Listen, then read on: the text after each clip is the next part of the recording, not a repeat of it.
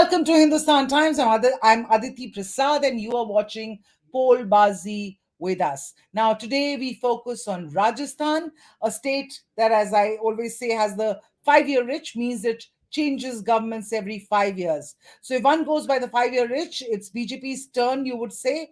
But this time, many are saying that that may not be the case. Now, why is that so? What do voters in Rajasthan say? Will the lack of a chief ministerial face hurt the BJP in the state? Can Modi magic alone help BJP seal victory? Now, joining us today to weigh in on all of this are Yashwant Deshmukh, psephologist and, of course, political commentator, and we're going to come to his opinion polls done in the state of Rajasthan just a couple of weeks ago. Sanjay Jha, formerly of the Congress and now a political commentator. PKD Nambiar, political analyst who leans towards the BJP, and senior journalist Rashid Kidwai. Hi, welcome to the show, everyone. And I'm going to straight start off the bat with you, Yashwant. And the opinion poll done by C Voter in the absence of an exit poll. For the viewers, all exit polls for all the states are going to drop now on the 30th after the voting in the rest of the states is completed. Let me start with you, Yashwant, on the opinion poll done by C Voter in early November in Rajasthan. Your data said that both the BJP and the Congress are likely to see gains in their vote shares. And I'll just ask my producers to put up that data on screen while we talk about it, while you talk about it. Both of them gaining at the cost of other parties, including the BSP and other parties. How do you see this playing out now that the voting is done? Because this data is from the first week of November, and now we are in the We'll fourth know, last. we'll know how the numbers are, Aditi, as far as the post-poll numbers are concerned. But one thing which unique was in this entire round of election that it went beyond the binaries of routine anti-incumbency factors as such. You know, when we talk about the anti-incumbency, we know there are basic thumb rules that need to be followed. Number one, the ruling party's vote share need to decline. That isn't happening in any of these states as such. You know, we didn't find any sign of that. The chief minister has to be hugely unpopular. That was not happening apparently in any of the state in our data. So it's kind of weird that when do you define an anti-incumbency and when you define a pro-incumbency, and yet the pre-poll numbers were suggesting that there are chances of a very, very keen contest, and there are chances of the power getting changed. I mean, the power center getting changed, the rotation of power of sort. But still, it was not a black and white anti-incumbency phenomena. Same is the case with Rajasthan. The chief minister remains popular. What about it? The government numbers, satisfaction rating with the government numbers, they were quite okay after 5 years being in power, and particularly keeping in mind that 4.5 years were he was completely engrossed with the internal battle and the sabotage and everything in between. So there was hardly any positive headline that was coming from Rajasthan. To say that in a swing state, in a pendulum state, where the power equation changes every 5 years, to be in the contest, not just be in the contest, but actually giving a really hell of a fight and being the number one popular leader in the state, that is something which is a gray area thing of somewhere between anti and the pro incumbency area, where few factors which are logically considered as anti-incumbency indicators, they are absent. Few other factors which are at work, which is like in Madhya Pradesh, boredom, or just getting used to it, or getting, it's a kind of what shall I say? I won't even call apathy. Probably, I mean, it's kind of a weird sentiment at the voters' end. And in Rajasthan, that is even getting greedier. Okay, so that's what you're saying, but in terms of seat share, while you've talked about that, and I'm going to talk about why anti-incumbency is not working for Gehlot. But what about seat share? You've talked about vote share, that both Congress and the BJP are gaining, but in terms of seat share, you've predicted in the first week of November a massive win and a clean win for the BJP and no hung assembly. Do you still stand by that? Do you think I don't that's know. the way things are Been a going? month, a week is a long time in politics. I don't know. The answer is that I will know only when I look into the exit poll data, and Right. we come, come across that on 30th. But what I can say that is that it's even though we said a clear number in terms of seat share, because in a bipolar fight, in the bipolarity, even a 1 or 2 point lead actually results in a cleaner share of seats. But there are so many regional variations, Aditi. Each and every region in these states is actually working in its own way, like a separate state altogether. So there is no uniform swing or uniform tendency of perception across all the regions in any of these states, for that matter. Right. Let me just bring in PKD Nambiar because he's on screen right now. I'm because for the benefit of our viewers, we're going to just have three people on screen at a given time. Although we have more guests, we'll call them in one by one and get everybody's point of view on what's happening in Rajasthan. But PKD, what is your sense? Like you first off the bat, what's happening? I know you back the BJP, but uh, give me a unbiased sense of what's going on in Rajasthan according to you. See, I'll tell you that people are not fools. If you elect a government, we expect that government to really function as an organized team and run the government in the benefit of people. Unfortunately, what you're showing on the screen itself is an example that there was a chief minister and a deputy chief minister, and the person deputy chief minister was also PCC president. The day the government formed, from there onwards, it started having issues. I do remember that there are some how many times people they were being called to Delhi and people were standing together and trying to click a picture and show that yeah they all is going well. But both the other people, in fact, this may be the one of the very unique thing which happened in Rajasthan is that Sachin Tendulkar or sorry Sachin Pilot. It's a cricket season. It just got Sure. out. Yeah, so Sachin Pilot is agitating against his own government. So I think today is the time wherein the social media and everything is played out the same thing multiple times. It stick to the minds of the people. They may have, I mean, I'm sure that he's a master politician in anyhow, Mr. Gehlot. He may have his own charm, but that may not be enough for this time for him to come back. If he gets about 50, 60 seats, I think I would say that will also be in the because of Gehlot and his personality. This time around, it's going to be on the BJP way. It could also be one of the reasons for that. I feel is that it's also this.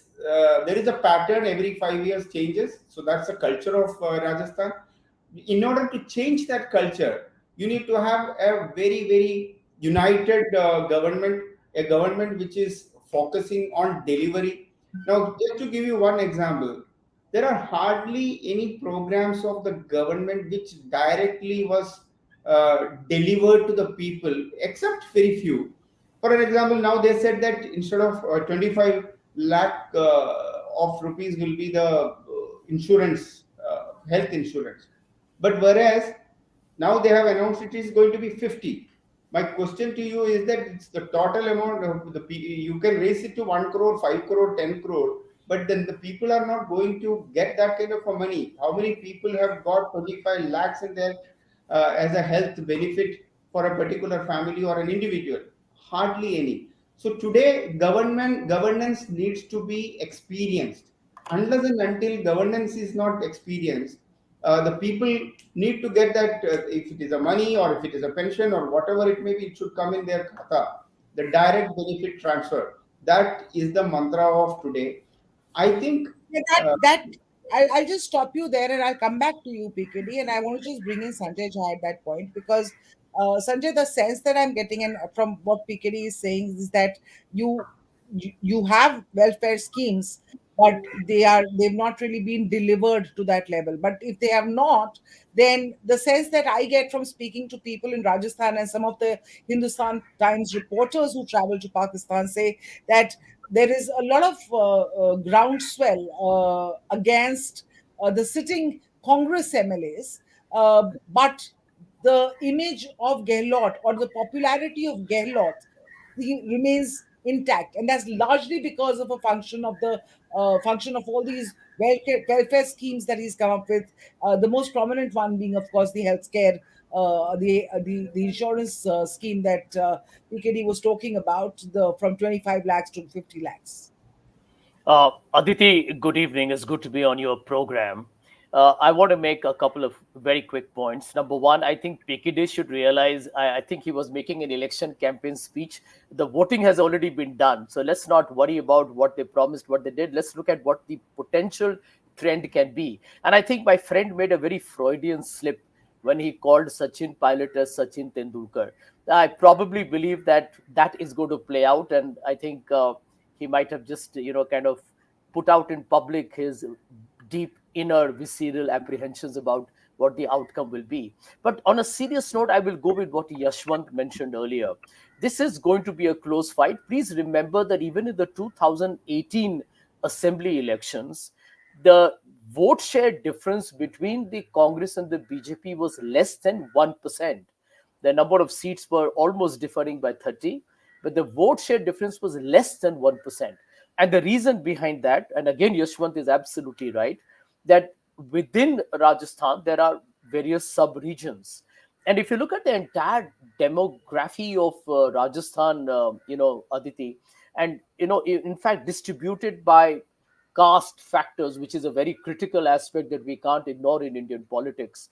Whether you're looking at the Meenas, whether you're looking at the Gujars, whether you're looking at the SC, ST, the Jats, etc., etc. In fact, the Brahmin vote and so on, you'll find it's a fairly equitable mix. The Muslims are close to 10%. No particular community per se is like a significant dominant player in Rajasthan. So you got to understand, therefore, it's a very fragmented vote. And once again, and I completely concur with Yashwant's argument, that the reason why it is very difficult to actually prognosticate on these, so-called trends, even the exit poll may not be very comprehensive at the end of the day, is because they're all Right. sampled. And you are dealing with a very diverse demographic, divided by religion, divided by community, etc., and caste. So I do feel that at this point, the biggest compliment coming the way of Mr. Gehlot, the Congress, and Sachin is the fact that nobody is writing off the Congress based on the traditional revolving door story in Rajasthan that the incumbent is driven out and a new guy comes in. That is probably not at the moment something that anybody can say with certitude. And the reason behind that, I'll tell you, is twofold. Number one, Gehlot's personal charisma with the voters continues to be strong, and there's been very favorable reports. And I can tell you, because I know people in Rajasthan, the health insurance scheme was a big hit, and the generally reassuring image of Ashok Gehlot as an avuncular politician has worked, combined with the fact that Sachin, who is really the hope of the new Rajasthan, them coming together rather belatedly, I felt, but never too late in the game. The second, which I think again Yashwant touched upon, is the absence of a clear defined face in the BJP in Rajasthan. Now, let me tell you, they have managed to get Vasundhara into the game, but I think a lot of BJP voters, especially Vasundhara supporters, know that if the BJP were to get into power, Vasundhara Raje is very unlikely to be the chief minister. And therefore, many of the voters there may not go the BJP way, because they would not like a BJP minus Vasundhara Raje. And that will be one factor where I do believe either the voters of the BJP may have stayed away from voting, or they might even want a non-BJP government to be there just to teach the BJP a lesson. On December 3rd, we'll know. Yashwant, let me just bring you in, and Rashid, I'll just come to you after that.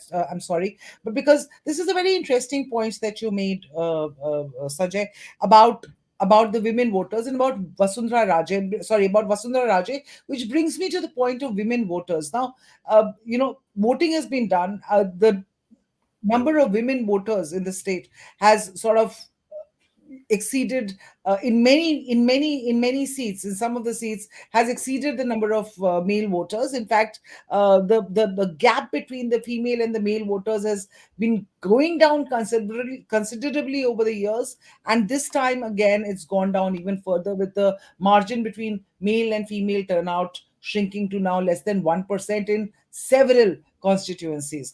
What does this mean for the incumbent Congress and the aspiring BJP, Ashwant? Just want to weigh in on that and then talk about the absence of Vasundhara Raje and its impact on the women voters.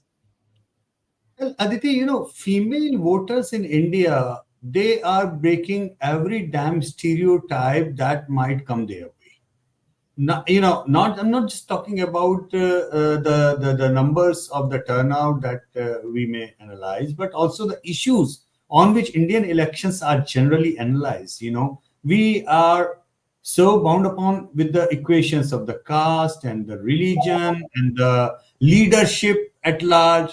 I think female voters of India are just going beyond all these factors. They are largely voting on governance factors. They are largely voting on the delivery of governance. And there are issues which are important to them. There is a very clear, definable, and even from the statistical point of view, measurable factor of governance and delivery as the choice or as the factor for decision of making a choice for vote as far as the female voters are concerned in India. The same does not apply for the males. I've been in 28 years in this business, and every election cycle, I feel more and more optimistic about the future of democracy of India, largely because of the female voters and the way they vote, the reason that they vote the way they vote. They are extremely grounded, and that is why I don't see Vasundhara Raje as a female leader being a factor for female voters. Agreed. But where I'm coming from, Yashwant. Sorry, just interrupting you there. There was a time when Vasundhara Raje would lead these padyatras, and this time she was obviously conspicuous by her absence. There was in the years past, one would see her leading these padyatras with women being part of these her road shows, and her it was just sort of woman leader, and BJP being the they've tom-tommed so much that they are all for women rights and women leaders and reservation for women. And in that sense, they're sidelining this woman leader. So it's slightly ironical, hence I connected the two. No, I get your point. But as I said, she is the second most popular leader in the state at this point of time. And she has a huge following of male voters in Rajasthan as well. And similarly, Mr. Gehlot has a huge following of female voters in Rajasthan as well. What I'm simply trying to say is that, yes, there was a time when female leaders were supposed to get more female sympathy, more female votes as such. But I guess that that time has gone by. And be it Sheila Dikshit, be it Mamta Banerjee, be it, for that matter, any other female leader as such in India is concerned, they got support for the leadership that they present, not because they are female leaders. So not just the female leaders, but female voters itself are breaking these kind of stereotypes, and that's a very welcome signal. I would say I would really welcome that kind of trend in the future. Mr. Kidwai, let me bring you in on this point. We are talking about the female voters, as you know, in terms of law and order. Therefore, because there's been a whole lot of talk about women's safety and the given the number of rapes and killings that have gone on in the recent past in Rajasthan, or rather, which have been tom-tommed by the opposition about what's happening in Rajasthan, and BJP making law and order a huge issue in its manifesto. They've offered all kinds of things in their manifesto for women, including Romeo squads, including reservation for women in police forces, and so on and so forth. How do you think that's playing out with the voters? The strategy of the Congress versus the BJP in winning over the women voters.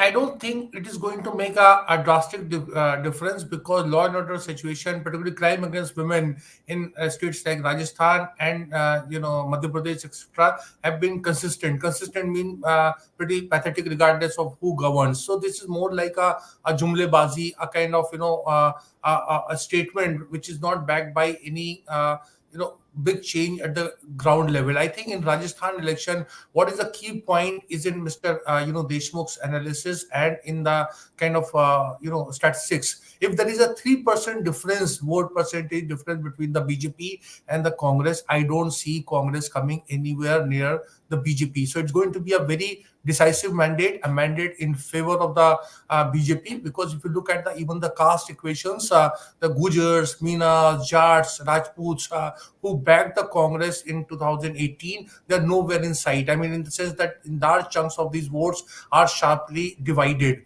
And the other segment, the Muslims and scheduled castes and scheduled tribes, they continue to favor the Congress. That's why Congress has certain kind of committed vote bank. But I see a very difficult future for the Congress in Rajasthan simply because it was not able to get its act together. I think the stories of Mr. Gehlot being very popular, etc., is highly exaggerated, media centric, simply because Mr. Gehlot has not known to be a Jujaru leader. He's always been a Jugaru leader in the sense that he's a very good person in terms of organizationally, who has come up in a big way. There's never been an election where he has led from the front and won it. Every time he becomes a chief minister, he goes down and goes down pretty badly, and this time it's not going to be any different. Do you think Sachin Pilot and Mr. Gehlot's, you know, for 4 years they bickered against each other, and suddenly over the last several months we see them, hugging and making up and doing massive photo opportunities?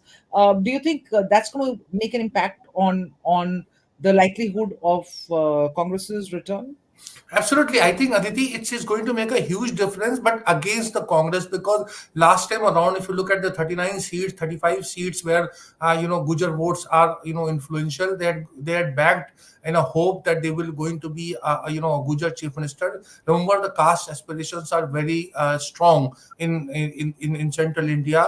So therefore, I think this time that, the Gujar vote is going to shift in a big way towards the BJP. And that's why I'm saying Gujar, Minas, Jats, Rajputs, they all have shifted their social base more towards the BJP, and that's a bad news for the Congress. So unlike a lot of people, some of them on this panel, you believe that this is a BJP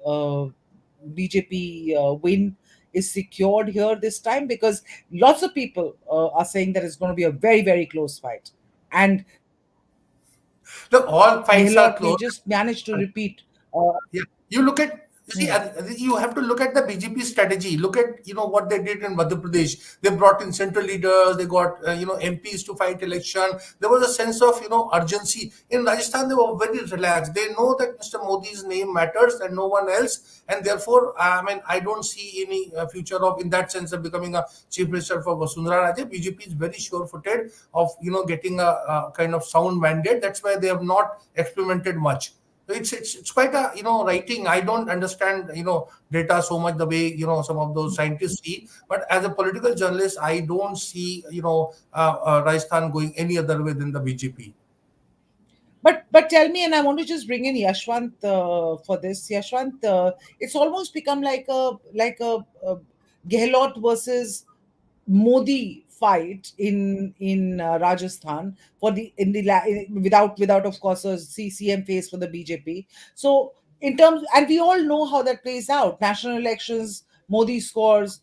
Regional, local elections, you need local faces, local leaders, and that works for the BJP. That works for all parties, whether the BJP or the Congress or something else. And so, how do you think this lack of a or this Modi versus Gehlot thing is going to play out, because that's what the BJP seems to be relying on, the Modi magic. Well, first of all, I don't really think, and Sanjay may correct me if I'm wrong, I don't really think Mr. Modi is campaigning for the assembly elections. He is just like a good hedge fund manager. He is actually hedging for the Lok Sabha elections. He is campaigning many a places where he knows that the big number of people who come out to see him and meet him and cheer for him are not likely to vote for him in the assembly elections.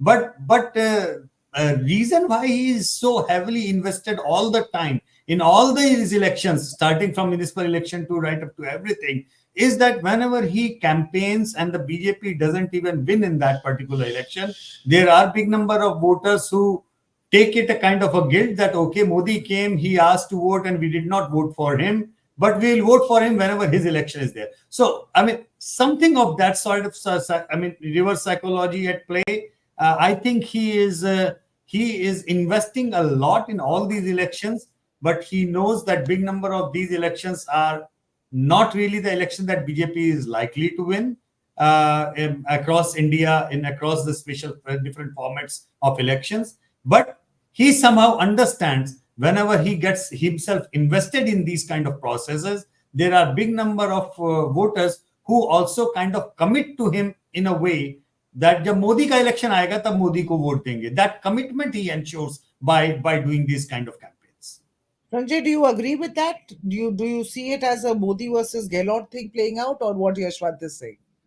And what does this Well, board, whatever Yashwant's thing is that Modi is looking at 2024. He's not really campaigning for Rajasthan. What is this board for the BJP? Because Rashid Kidwai is very, very sure that BJP is winning this hands down. Well, let me respond to the Rashid's statement first. I mean, technically, Rashid is actually saying what appears to be logically, a forecast that people will say should play out. After all, if a 1% vote share between the Congress and the BJP resulted in 30 seats more for the Congress in 2018, a 2% or more than 2% vote share for the BJP should result in a 50-seat advantage for the BJP. But unfortunately, that's not the way you can actually, kind of design a political forecast. Simply because, as we said at the very beginning, Aditi, it's a complex voting pattern by demographic and by region. It's possible, for example, that the BJP's vote share is very high and much higher than the Congress because it is sweeping elections where it is looking good, while it may not be actually performing at all in several regions where it is in a neck-to-neck contest. So I do believe it's not going to be very easy to try and follow that traditional assessment of vote share to say who's going to win. Which brings me to the second point. I think the point that Yashwant says that Modi is campaigning for the Lok Sabha. Obviously, I think all political parties treat every opportunity to interact with people or speak to them on electoral issues, not just as a final campaign, but as an investment for the future. So what Modi is doing is no different from what the Congress is doing or any other party is doing. I think the critical factor here is this, that when it comes to a state election, I think the local factors definitely have been the bigger play, evident in Karnataka, where Modi invested a lot of time, played communal, politics by bringing in this swing to Bajrang Dal to Lord Bajrang Bali. It did not work. So clearly, a lot of the old playbook is now looking a little, kind of a cliche or a hackneyed political strategy. Whether it's going to continue to sustain itself, that time will tell. But there is no denying that this is also telling the people who have supported the BJP traditionally all over the country for a long time that the BJP as a political party really has nothing much to offer. It is all about one person with a muscular macho image of hyper nationalism and the Hindu Hriday Samrat. Is that going to work at a time when the country is seeing joblessness, inflation, farmer wars, disruption, violence against women, issues on democracy and corruption? Not that easy. Let me get PKD Nambiar to respond to that. Mr. Nambiar? On the one side, you are talking about there is a macho man who controls everything and he's a control freak or whatever it may be. But on the other side, tell me what is the other option? The other option is available is the somebody who calls him whatever it may be, who speaks the Rahul Gandhi. Can you even compare these two brands even for a minute in any of the quality which both of them have it? You make a comparison sheet today that you are a former banker, and then tell me where do Rahul Gandhi score much or even in 1 point ahead of Mr. Narendra Modi? So I think the moment you put that comparison, Sanjay, you will again make the same mistake what you have done it in the past. This is the truth that there is no alternate leader for the Rubbish. as a prime ministerial candidate. Yes, on today, there is no doubt Rahul Gandhi nowhere. Even today, his presentation in Telangana, in one of the speech, if you have heard, you will all sensible people will laugh. All sensible people will laugh. So, is that the person you are giving us as an alternative to Narendra Modi as a prime minister candidate? Then I am sorry, Okay, that kind of an this India I don't want to live in. this That kind of conversation India I is don't want to live in. unfortunately veered from Rajasthan to 2024 national elections. But yes, you want to come back quickly, Sanjay. I just want to take forward the Rajasthan conversation a little. Well, since PKD talked about the difference between Rahul Gandhi and Modi, let me tell you, there is no alternative argument is now history. I can tell you anybody is a better alternative than Modi. He's been a disaster for the country's democracy. He's been a disaster for India's economy. He's been a failure in India's foreign policy. And I want to make one point here. I'm glad Rahul Gandhi is number one, a man who has the courage to do press conferences. I'm glad he's a man who talks of unity. Glad he's a man who's not divisive. I'm glad he's a man who brings people together. I'm glad a man that he's inclusive and is fighting for the poor and the marginalized and the neo middle class of India. That's what you need, not a crony capitalist, not somebody who's fracturing India, and not somebody who, by the way, in my opinion, is the biggest threat to India's democracy and its future. Okay, let's come back to Rajasthan. You've made your comeback, and Mr. Nambiar, you've had your say. But let me just come to Rashid Kitwai. Rashid is very, very sure that BJP is going to make a comeback in Rajasthan. What you've highlighted some reasons. Talk to me about law and order, because that's a big that was one of the big political issues, and the women voters in particular on the law and order front. What do you think is how do you think that the women voters are reacting to the law and order promises from both the parties this time? I think, Aditi, if you look at, again, this region of, central India, Rajasthan, Madhya Pradesh, Chhattisgarh, see, the crime against women, as I said, is high. And unfortunately, governments, regardless of which political party is ruling, is unable to address it. But what happened in case of Chhattisgarh and in Madhya Pradesh, that, their respective Congress leadership there was able to, check that kind of thing, the narrative, the kind of speeches, the poll plank. Mr. Modi was, of course, very, I would say, politically speaking, lethal in his election speeches in Madhya Pradesh as well as in Chhattisgarh. But the Congress generally ducked. It would not become polarized or communal sensitive.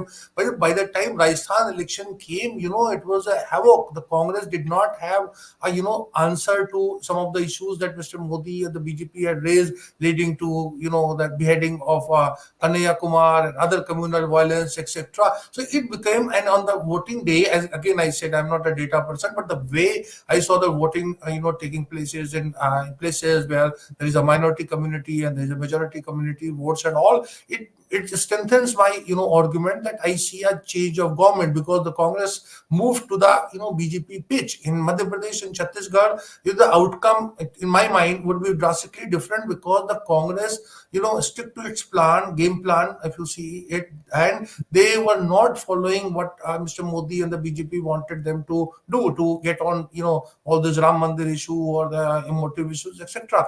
Yeah, they dug very cleverly, and they were able to do it. But in Rajasthan, it became Gehlot versus Modi is bad news for Congress, because voters are not going to Mr. Gehlot from his caste, his profile is not a is not a mass leader. He is not a Bhupesh Baghel. Please try to understand that. And so whatever is being said, because he has spent extraordinary amount of time, money and energy on his, publicity front, and that's why we have this kind of feeling that it's a visible, and it happens. I'm not holding Mr. Gehlot responsible. A lot of chief ministers do that. They have a larger than life image, but public, as we say, public sab janti hai. So when it comes to voting, we see a very different kind of outcome. That's very different, Yashwant, from what your opinion poll said. So you want to weigh in on that, because uh, it's uh, it's actually, and from what I've heard from the ground also, that there is, for the first time, really, it's always a swing state, swinging from one government to the other every 5 years. But this time, people were saying that they're just going to repeat their choices with Gehlot because of the welfare schemes and his personal popularity. Well, I think there is a haziness, even though Rashid Bhai is very clear in that. And honestly speaking, that's what the tracker has been saying for almost a year before the polling started, But the haze is there largely because of the, let's say, put BJP's inability, or BJP's decision, rather, not inability, but BJP's own decision not to put their weight and pick up the face of Vasundhara Raje as the chief ministerial candidate. Because from the political ploy or political strategy, it used to be the BJP's game to ask for the captain of the team. It used to Right, corner the Congress. right. चेहरा कौन है आपका, चेहरा कौन है आपका. इस बार बिल्कुल उलट हो गया. So I think Because there whatever. are nine or ten chief ministerial candidates That's within the that's BJP. what I'm saying. This used to be the Congress thing, that collective leadership, blah, blah, blah, blah, blah. That is what BJP used to counter with one decisive phrase. This time, the roles have reversed. Is the BJP which is talking about the collective leadership. So I think the confusion or the gray area where we are all talking, and Rashid Bhai is very clear that is not going to be a factor. We'll know in a couple of days in our data of if whether or not it has played any factor or not. But qualitatively speaking, the confusion or the talk or the analysis that has been gaining ground has largely to do with BJP's absence of face as such, which could decisively take that anti-incumbency sentiment in the party's favor. So it's more of a confusion on that optic rather than any confusion on the ground. I agree with Rashid Bhai on one thing, that uh, I think the analysts are more confused than the people. I mean, people on the ground. People on the ground are not that confused, but हाँ, analysts उनको पता है उनको किसको vote डालना है. they know it well, and Rashid Bhai knows it better on how they work it on the ground. Yeah. All right, lovely. Thank you so much for all your inputs, and it was great speaking to everyone. Thank you, Yashwant, for your time. Thank you, Rashid ji, for your time. Sanjay, Thank you. Thank you. Tikiri Nambyar, thank you so much for talking to us and sharing your thoughts with our viewers. See you soon next time, and I hope on the exit poll day we will, of course, keep coming back to your viewers with the latest on the election results. First, of course, the exit polls on November 30th. Stay tuned.